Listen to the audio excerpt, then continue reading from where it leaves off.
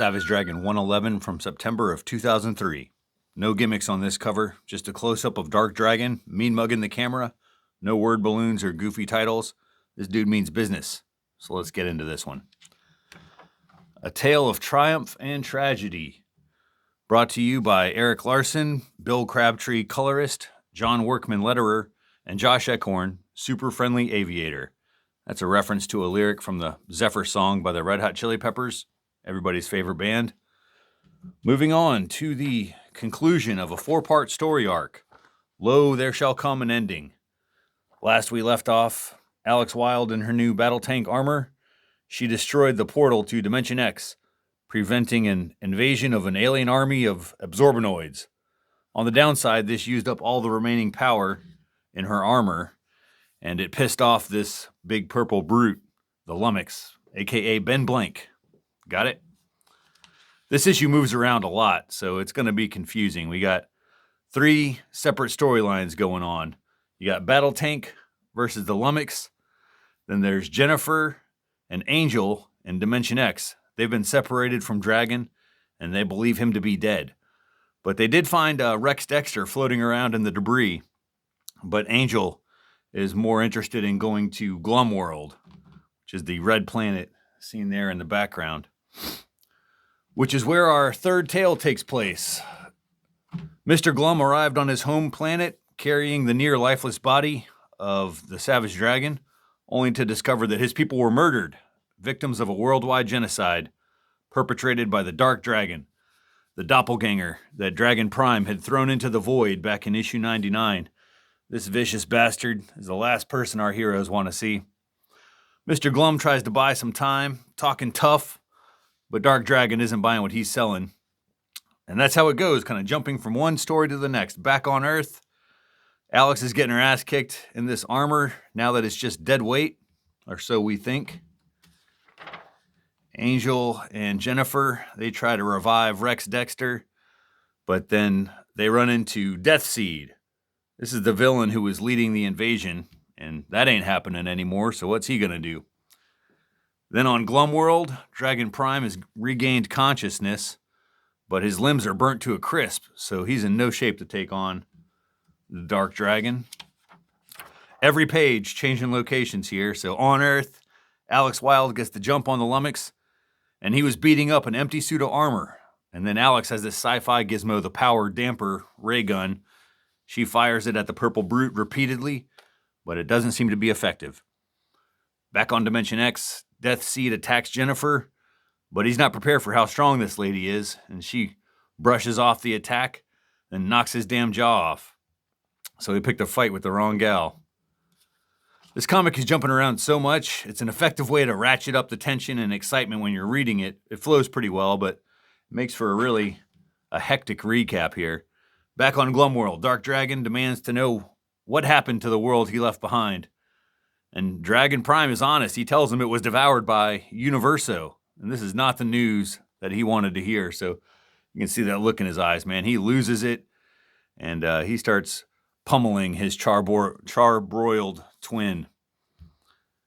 On Earth, that power damper worked. The Lummox has been turned back into Ben Blank, his human form. So now it's a fair fight. And former police officer Alex Wilde, she knows how to throw a punch, knocking this asshole right in the kisser. So to Dimension X, Deathseed calls on his absorbanoids to help him subdue Jennifer and hold her daughter hostage. That's not going to go well for him. On Glum World, Mr. Glum, the battle of dueling dragons continues. And then Mr. Glum, he's trying to steer the fight to a particular location. And Dragon Prime, he throws a punch that shatters his own fist. He's going to feel that in the morning. Alex versus Ben Blank. He gets a couple of lucky shots in, but Alex isn't afraid to fight dirty. She just starts gouging his eyes out with her fingers. And but his powers could come back at any moment, so she's kind of desperate now. Dimension X, Jennifer ends the hostage situation by snapping Deathseed's neck. And then the absorbanoids, they release Angel, and she sees something that makes her say, oh my God, here. We'll find out what that is in a couple pages.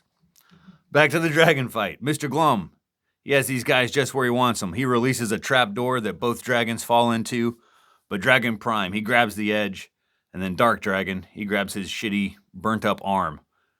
All these fights kind of hitting their climax here. Alex, she grabs a scrap of metal and uses it to bludgeon Ben Blank into a bloody pulp before he can change back into the lummox. Just blood splattering all over her face. This feels like a return to some of the more graphic violence we used to see regularly in this comic. In Dimension X, Rex Dexter finally wakes up and he reveals that Deathseed, the villain that Jennifer just killed, is actually Sterling Mason, his protege that was lost in the void, the person he had been searching for years, transformed into this hideous creature, and now he's dead. No time for a funeral. They all want to go home.